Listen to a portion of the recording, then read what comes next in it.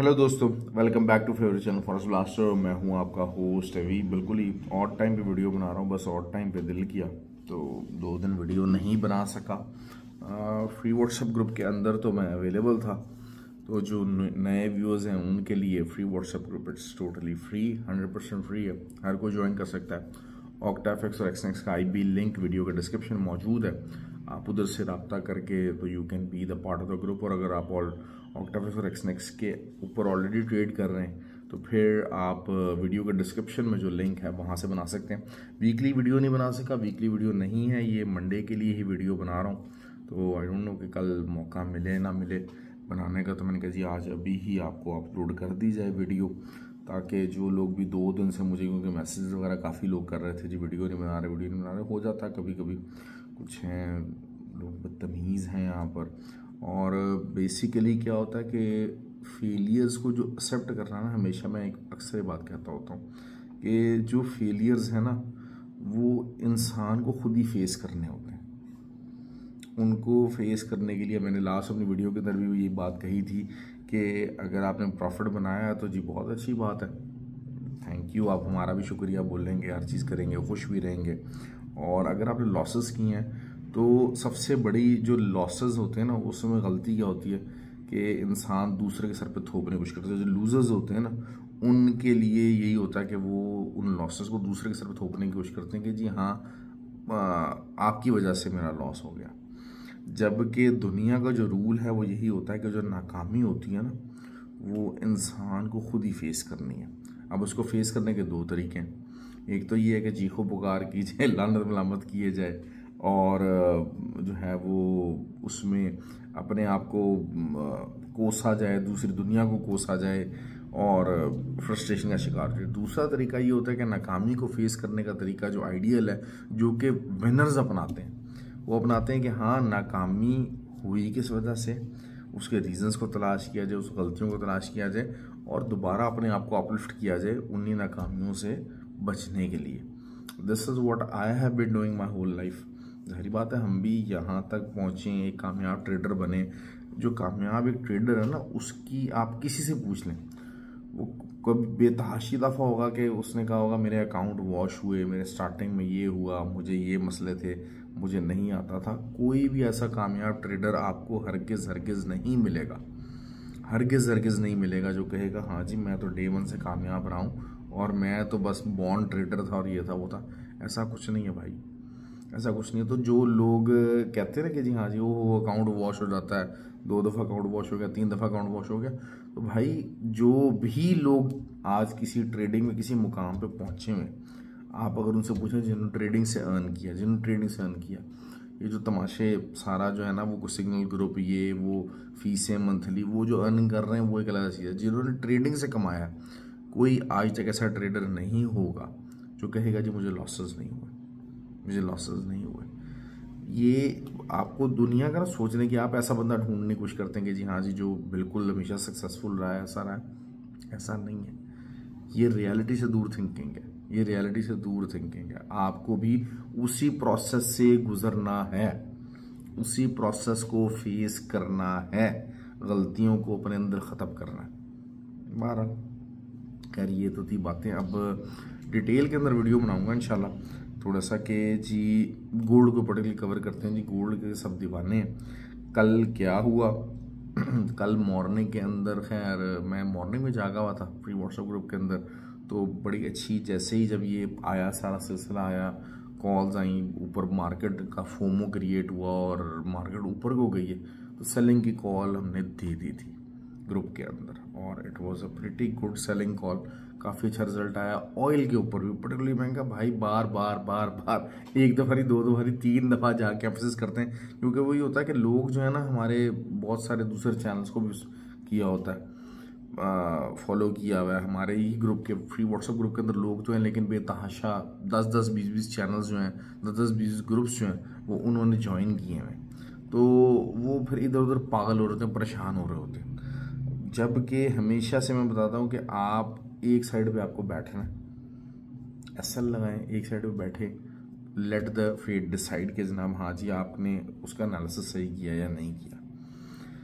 Clearly जो एक चीज़ हमें नज़र आ रही है, अब हम अगर देखते हैं H4 के ऊपर, इंट्राडे के ऊपर 2400 के ऊपर 3 ट्राई हुई हैं। अच्छा, कल 2 दफ़ा तो कल ही ट्राई हो गई, 2 दफ़ा तो कल ही ट्राई हो गई। एक दफ़ा 2415 पे गया, वो न्यूज़ की बेस पे गया, लिक्विडिटी ग्रैब की, सारे जो बायर्स थे वो जो करना चाह रहे थे उनको फंसाया, ठीक है। और वही हुआ कि जी वो इट वॉज, क्योंकि देखें इसराइल और ईरान का जो डिफरेंस है ना, डिस्टेंस है वो बहुत ज़्यादा है, डिस्टेंस बहुत ज़्यादा है। अब ईरान अगर कोई मूव करता है, कोई अटैक करता है तो इट विल टेक टाइम, इसी तरह इसराइल भी कोई रिस्पॉन्ड करता है तो इट विल टेक टाइम, और उसको प्रॉपर कवरेज मिलेगी, हर चीज़ होगा और ये चीज़ होगी। तो अब खैर हम लोगों ने सेलिंग की कॉल दी, बहुत अच्छा प्रॉफिट बनाया। उसके बाद खैर जो है वो ग्रुप के अंदर बाइंग शाइंग भी हुई, लेकिन यही था कि मैं तो जो चीज़ एक बैठी हुई है कि जब तक 2400 is a magical number right now, कोई भी सपोर्ट होते हैं, कोई भी जो होते हैं सपोर्ट्स होंगी या कोई भी आपकी जो रेजिस्टेंस होगी ना, हर चीज़ ब्रेक हो जाती है। लेकिन क्या है कि 3 दफ़ा 2400 के ऊपर मूव आई है और 2400 के ऊपर इंट्राडे क्लोजिंग नहीं हो सकी। पहले एक 2430 तक मार्केट गई जो टॉप लगा, उसके बाद 2415 के ऊपर मार्केट गई। अब जो है वो दोबारा से रात में लेट है 2400 के ऊपर मार्केट 2401 तक मार्केट गई, लेकिन रिजेक्ट होकर दोबारा 2387 तक भी मार्केट आई, 90 के ऊपर क्लोजिंग दी। अब क्या होने जा रहा है? अच्छा, एक और चीज़ होती है कि जब ऊपर से हायर जो एक वो टॉप होता है ब्रेक नहीं हो रहा होता ना, तो नीचे से जो मेन जो सपोर्ट होती है ना, वो भी ऊपर बढ़ती जा रही होती है, ठीक है।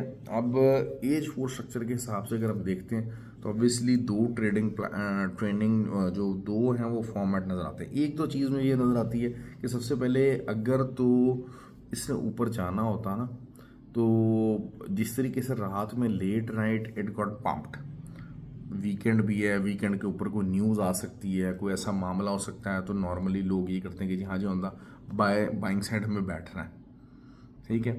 तो बाइंग साइड जो है वो अगर हम बैठना चाहते हैं तो बाइंग साइड के लिए ऑब्वियसली फिर रात को लेट नाइट जहाँ पर एक अच्छी तगड़ी क्लोजिंग आनी चाहिए। It still is a bullish closing, 2390 is still a bullish closing, लेकिन 2400 के ऊपर जब वो लगा था तो उसको नीचे से रिजेक्शन नहीं मिलनी चाहिए थी।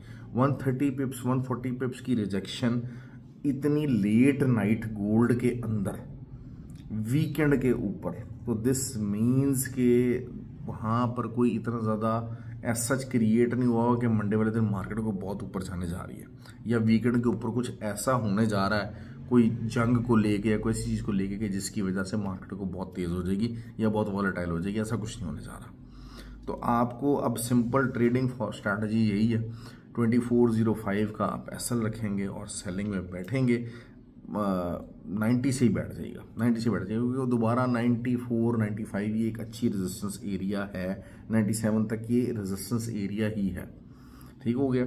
और जिनको बाय साइड के ऊपर देखना चाह रहे हैं कि नहीं यार जो नीचे से है ना, असल जो सपोर्ट है ना इस टाइम के ऊपर, जो मेन सपोर्ट है जिसका टूटना बहुत ज़रूरी है, कोई एक कैंडल भी H4 की मंडे वाले दिन जिसके हाई चांसेस हैं, I am tilting towards that 2377 के नीचे कोई H4 कैंडल गोल्ड की क्लोज हो गई, गोल्ड को अच्छा खासा नीचे आना चाहिए अगले आने वाले दिनों के अंदर।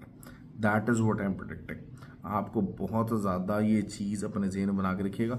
हाँ, बाय स्टॉप वाला आप दोबारा obviously you can always take, लेकिन वही चीज़ है कि मैं बाय स्टॉप की तरफ भी जो है ना देखना नहीं चाहूँगा, लेकिन कोई अगर देखना चाहता है तो वही बात है कि 2405 2406 के ऊपर जो है वो बाय स्टॉप रख सकता है कि नहीं जी गोल्ड बहुत बुलिश होने जा रहा है, ठीक है, you can do that. Silver की बात कर लेते हैं। सिल्वर वही है, 29 is an ideal resistance area, इधर के ऊपर का एसएल रखिए, सेलिंग कीजिए, सिल्वर के ऊपर बहुत अच्छा रिजल्ट आएगा, सिल्वर के ऊपर रिजल्ट बहुत अच्छा होने जा रहा है और silver will give you good results, better results, far better results than the gold. Nasdaq में आपको क्या, बड़े दिनों से मैं एक बात कर रहा हूँ, आप अगर आप देख लें मेरी पिछली वीडियोस, जो नैस्डैक है वो ट्रेड करना चाह रहे हैं, कॉन्टिन्यूसली ट्रेड कर रहे हैं, उनको आप देख लीजिए कि जी मैं क्या एक बात कर रहा हूँ कि हाँ जी Nasdaq is ready for a longer move. और नैस्डैक की जो अब रेजिस्टेंस सामने आ गई है वो आ गई है 17,650 की। 17,650 के नीचे जब तक नैस्डैक रहेगा, बहुत बड़ी रेंज में बता रहा हूँ, लेकिन ये कि ये रहेगा ही रहेगा और इसको रहना है। थोड़ी बहुत अगर रिट्रेसमेंट भी आती है, रिट्रेसमेंट का लेवल जो मेरे पास निकल रहा है, देखिए retracement buying is very dangerous, obviously dangerous. क्यों? क्योंकि अब अगर हम नैस्डैक को देखते हैं तो इंट्राडे के ऊपर, H4 के ऊपर, हर जगह it is in a bearish structure, उसका स्ट्रक्चर टोटली बेरिश हो चुका है। और नैस्डैक का स्ट्रक्चर रिपीट या रिवर्सल मुश्किल होता है, टेक्स टाइम। 2-2.5 हज़ार जो है ना वो पॉइंट नीचे लाजमी चला जाता है नैस्डैक। तो वो वही चीज़ है कि पहली अगर हम रेजिस्टेंस की बात करते हैं 350 के ऊपर जो है वो कल भी सेलिंग की कॉल थी, जो दोबारा जो है वो रिवर्स होके आया, तो उससे मैंने कहा जी हाँ ये दोबारा ऊपर आ सकता है, लेकिन 350 स्टिल द सेलिंग एरिया, और वहाँ से सेलिंग की कॉल दी हमने। और जो पुरानी सेलिंग बैठे हुए थे होल्ड किए हुए, उनका तो मामला चल रहा है। तो इंशाल्लाह काफ़ी ये लंबा नीचे जाने के चांसेस हैं, क्योंकि वही चीज़ें नवेडा वगैरह ये वो सब ठंडे होकर बैठ गए। नवेडा के ऊपर जिन्होंने स्टॉक्स की भी, क्योंकि हम लोग बात करते हैं ग्रुप के अंदर, तो जिन्होंने स्टॉक्स के ऊपर ट्रेड वगैरह लिया, स्टॉक्स के ऊपर जो है वो बाय शायद डाली, उनका पटाखा बोला हुआ है। आज भी एक बंदा था, उनका जी मैं नवेडा बाय कर बैठा हूँ, मैं क्या करूँ सर मुझे बताएं। बेसिकली यूएस से कॉल थी। मैंने कहा भाई क्या बताएं, आप खुद देखें ना कि इतना ऑन द टॉप जा चुका है और इसके अंदर अभी रिट्रेस होने की बहुत ज़्यादा मार्जिन है, बहुत ज़्यादा मार्जिन है। होता क्या है रिटेलर्स के साथ, यही तो होता है। एक हाई रिटेलर्स को जिस टाइम मूव चल चुकी होती है ना, उस टाइम पता लगता है, उस टाइम पता लगता है। अच्छा, जो तो स्मार्ट मनी है वो तो बिल्कुल बॉटम से जो है वो पकड़ लेते हैं।